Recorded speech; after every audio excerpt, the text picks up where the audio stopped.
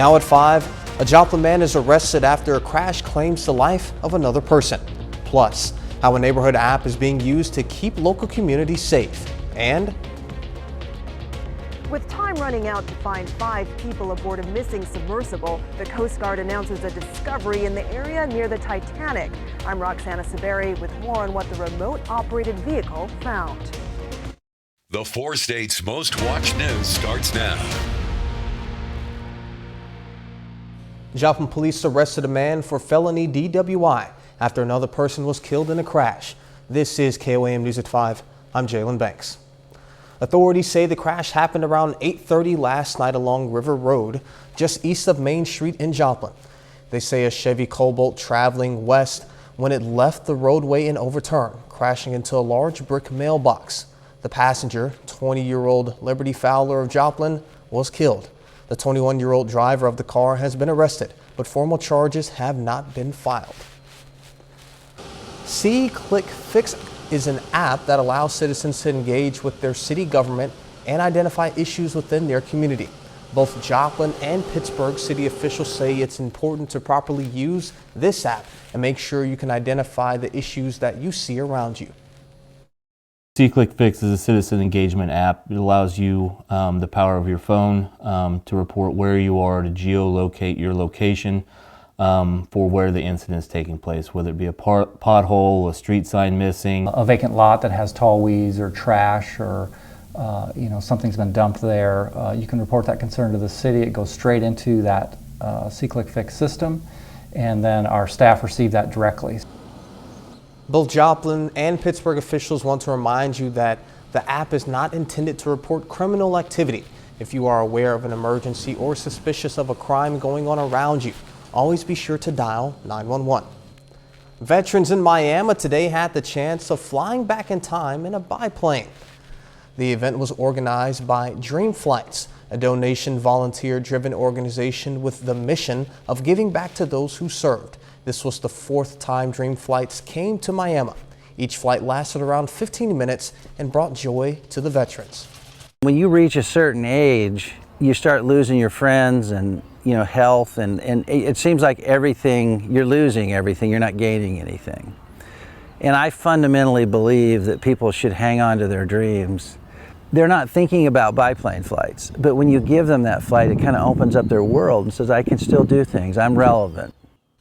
The airplane veterans flew was a Boeing Stearman built in 1942 and was used as a World War II primary trainer. Dream Flights have flown in 49 states. Next month, they will be doing their 6,000th flight. The Missouri Division of Fire Safety says the drought in the state is worsening. They say 3 months ago, 1.5% of Missouri was in moderate drought or worse. Now it's more than 70%. They say the percent of Missouri in severe drought grew 43%. They want to remind everyone to be very careful with any activities that could spark a fire, including fireworks. Meteorologist Sam Lane joins us. All right, thank you very much, Jalen. Yeah, we're going to talk about the drought just a little bit. You can see that on the drought tracker, the map updated today. The drought is worsening across the state of Missouri. It's improving a little bit, especially in western Kansas and western Oklahoma and the panhandles of Texas. But in our local area, the drought is still ongoing, an exceptional drought for Elk and Chautauqua counties, extending over into Montgomery County. And just to show you just how bad it is, let's take a look at Independence. They're supposed to have had 67.43 inches of rain since January 1 of 2022, and they've only had 44.75. That means a deficit of almost 23 inches. And the last time Independence was above normal in rainfall was June 12th of last year. So it's been a year and a week of below normal on rainfall. So that just goes to show you just how severe the drought is. And we still have some storms out towards the west and western Oklahoma helping out with those folks. Also some storms in eastern Colorado and in New Mexico. So it's been more spring-like for them. Meanwhile, in our local area, we just have one isolated shower up near Burlington and also just to the east of Yates Center. And when I come back, I'll tell you about the hot weekend forecast when we come back. People across the South are assessing damage after the 7th straight day of severe weather. A tornado in Matador, Texas caused massive destruction and left at least 4 people dead. Matador is in the northern part of the state, just south of the Panhandle. The entire town of about 600 people is without power. Crews are working to get it back as quickly as possible. The U.S. Coast Guard has announced the discovery of a debris field in the area near the Titanic during the search for the submersible that hasn't been seen since Sunday. As Roxana Sabiri reports from Boston, this is now a recovery operation. 4 days after the submersible Titan was last seen, the U.S. Coast Guard said a remotely operated underwater vessel found something in the search area near the Titanic. An ROV, or remote operated vehicle, from the vessel Horizon Arctic discovered the tail cone of the Titan submersible. The ROV subsequently found additional debris. The debris is consistent with the catastrophic loss of the pressure chamber. Titan, owned by the OceanGate Company, was taking 5 people to see the Titanic wreckage when it went missing on Sunday. According to OceanGate's court filings, at least 46 people successfully traveled on its submersible to the Titanic wreck in 2021 and 2022. Still, the company has faced criticism for years. It follows no code and follows no jurisdiction. Engineer Bart Kemper was part of a marine technology group that has expressed concerns over OceanGate's continued operation without what the group said is typical certification. How rare is it for something like this to happen? We have not lost a non-military submersible before. We've had failures, we've had fatalities, but we've never had this type of incident happen before. The Titan crew included a British billionaire, a Pakistani businessman and his son, a Titanic expert, and OceanGate CEO Stockton Rush. Roxana Saberi, CBS News, Boston. In a statement, OceanGate called the men true explorers and said, "Our hearts are with these 5 souls and every member of their families during this tragic time." President Biden welcomes Indian Prime Minister Narendra Modi to the White House today for meetings and a state dinner. The White House announced a new deal to build fighter jet engines in India. The U.S. also sees India as a critical partner in stemming the threat posed by their neighbor, China. Still ahead, doing more to stay safe. Alarming results from a study on pedestrian safety. I'm Astrid Martinez with why researchers are urging immediate action to make our roadways safer. And next in Health Watch, in honor of Cataract Awareness Month, we'll meet a surgeon in Nepal helping thousands of people see again. Topping today's Health Watch, the FDA is developing new nutrition labels that will go on the front of packaged goods. That's in the hope that the information will be more clear and easily understood so consumers can make healthier choices and avoid diet-related chronic diseases. The FDA also believes the new labeling will encourage the food industry to develop healthier products that Americans will want to buy. The agency is pushing to have these new front label regulations out by December. A new report is highlighting alarming trends across the country when it comes to healthcare. The nonprofit, the Commonwealth Fund, released its 2023 scorecard on state health system performance. The report looks at all 50 states and the District of Columbia on 58 measures of health outcomes, equity, and affordability. Researchers say they found a surge in preventable deaths in every state, largely driven by COVID-19 deaths. June is Cataract Awareness Month, an eye condition that is America's leading cause of vision loss. The good news is it can be treated with surgery. Reporter Riley Carlson introduces us to a man who is giving thousands of people their sight back. High in this Himalayan valley, in a makeshift clinic, dozens of people are lining up outside for their chance to see again. All of these patients have cataracts, a condition that causes the lens of the eye to slowly cloud over, blurring vision before leading to blindness. They're here for surgery to replace their cloudy lens with a clear artificial lens. They need help, really. You can see how eye care is so difficult and how healthcare would be difficult, how education would be difficult. Dr. Sanduk Ruit is running this clinic in South Asia. He's performed more than 130,000 operations. A tech multimillionaire is funding the surgeries as a way of giving back after spending time in jail for mail fraud. I think it's a crime for some people like us not to do more. In the U.S., the CDC estimates 20 million Americans older than 40 have cataract in one or both eyes. By age 65, more than 90% of people in the U.S. will develop cataracts. Dr. Ruitt checks the results once his surgeries are done. I'm very happy. He says restoring people's sight never gets old. It really energizes me and recharges my battery.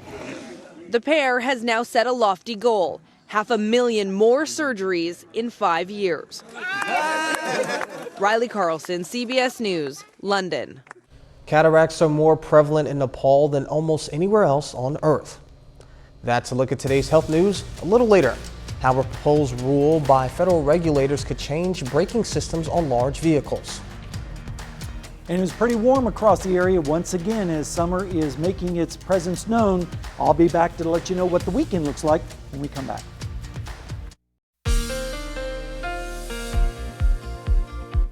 Well, folks, summer officially started yesterday, but we've been dealing with summer-like weather for quite some time, and we're still looking at summer-like conditions this evening down in Seneca, Missouri, the Indigo Sky Casino and Resort.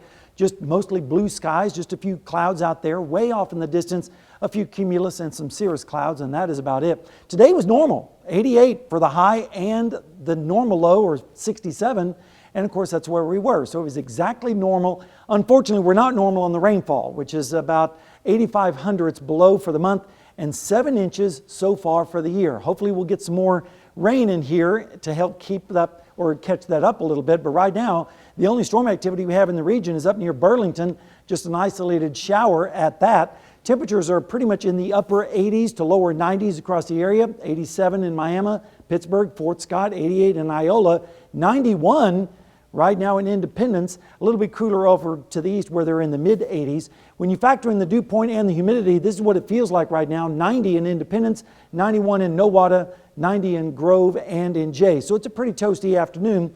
Rain chances are going to be low for tonight, but as we go through tomorrow night, different story. We're going to start to see rain chances increasing late tomorrow night and Saturday morning, so that's pretty good news. In fact, here's a look at the breakdown of the forecast for you tonight. Mostly fair with just a few clouds around, maybe an isolated shower up towards the north with lows in the 60s. And then tomorrow, partly cloudy with, again, the better chance of showers off towards the west, and they're going to be isolated at best with highs in the upper 80s to around 90 degrees. Then as we go into Friday night and Saturday morning, that's when we start to see the rain chances increasing across our area, especially up towards the north with lows in the 70s. And then on Saturday afternoon, isolated storms will be off towards the east. Look at this, 90s across most of the area. In fact, mid-90s out towards the west. So it's going to get warmer and warmer as we go through the weekend. Then on Sunday, we get a little bit of a break as we see lows on Sunday morning in the 70s.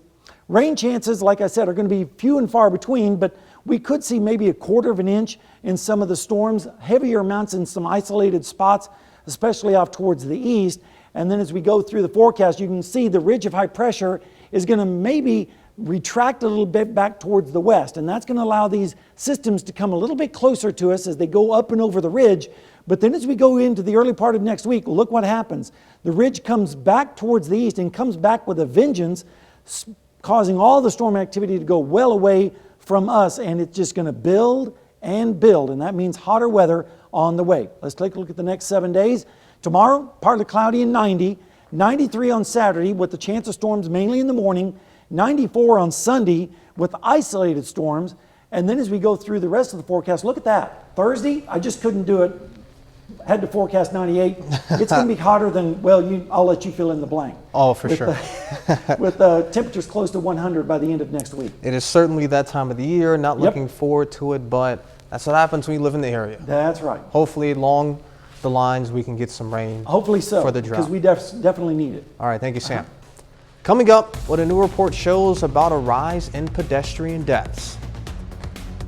Topping today's Consumer Watch, federal regulators are proposing a new rule that would require vehicles over 10,000 pounds to have automatic emergency braking systems. The Biden administration proposal is part of a larger effort to reduce fatalities on U.S. highways. The National Highway Traffic Safety Administration says having the feature in heavy vehicles would prevent nearly 20,000 crashes and save at least 155 lives. Heavy vehicles will be required to fully stop and completely avoid contact with other vehicles across a range of speeds from approximately 6 miles per hour all the way up to 62 miles per hour. Today's proposal will mean that nearly all newly produced vehicles will be required to be equipped with the life-saving AEB technology in the near future. NHTSA is asking safety advocates and victims of traffic crashes to comment on the proposal over the next 60 days. The final rule is expected to take effect within 5 years. A new report is revealing some alarming findings about pedestrian safety in the U.S. Reporter Ashton Martinez has more on what researchers uncovered and what we can do about it. Pedestrian fatalities are on the rise, according to a new report by the Governor's Highway Safety Association. A number of factors, unfortunately, have converged to create this deadly situation. In 2022, drivers struck and killed more than 7,500 people walking in the U.S., the most in 41 years. Adam Snyder is with the GHSA. That's 20 pedestrian deaths every single day. That's just unacceptable. The report includes data from 49 states and Washington, D.C. It found the majority of the fatalities have occurred at night over the past few years. Many parts of the country lack adequate infrastructure, even simple things like sidewalk and lightings that can help pedestrians. Our vehicles are getting larger and heavier, and that poses a greater danger for people on foot. Snyder recommends several ways to reverse the trend, including designing safer roadways and community engagement with vulnerable populations. But he says educating drivers about their responsibility to yield to pedestrians would make the biggest impact of all. Astrid Martinez, CBS News, New York. Later this summer, the GHSA will hold its annual meeting in New York City, where traffic safety experts, public health officials, and members of law will discuss strategies to combat the rise of pedestrian fatalities. Ford is revving up its electric vehicle production, and it's agreed to a $9.2 billion conditional loan from the U.S. government to fund the effort. Ford and its South Korean battery manufacturing partner, KOAM, signed off on the loan from U.S. Department of Energy as part of President Biden's push to bring more EV production stateside. The joint venture, called Blue Oval SK, would use the funds to build 3 electric vehicle battery plants, 2 in Kentucky and 1 in Tennessee. The project also includes a factory to build electric trucks. A final check of the forecast next.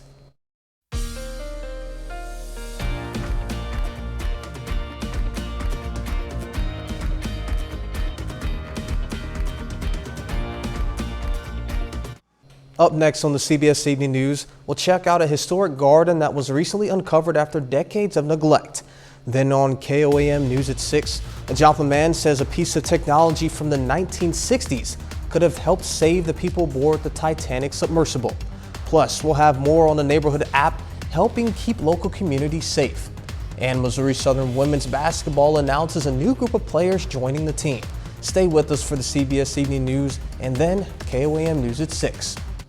A Georgian classical mansion called Casa Encantada in the famed Los Angeles community of Bel Air is for sale, and the price tag is $250 million, making it the most expensive home for sale in America. The 60-room, 40,000 square foot estate built in the 1930s sits on 8.5 acres adjacent to the Tony Bel Air Country Club. It also boasts 18-foot ceilings, a huge dining room, card room, a pool bar, a screening room, lighted tennis and basketball courts, a rose garden, tons of trees, lush landscaping, and a greenhouse. Even if I had that amount of money, I don't know if I'd feel comfortable spending $250 million. In my view, anyone that spends that kind of money, they got more money than sense. Oh yeah, for sure. All right. Weather, Sam, what do we have? Hot with scattered thunderstorms possible late tomorrow night into Saturday morning, and then isolated storms on Sunday. And then it really gets hot by the time we go into next week, around 98 on Thursday, and then slightly cooler as we head towards next weekend. So at least we have that to look forward to. All right, sounds good. Well, thank you for joining us. The CBS Evening News is next. And of course, we'll be right back here for KOAM News at 6. We'll see you then. Let's make it a great evening.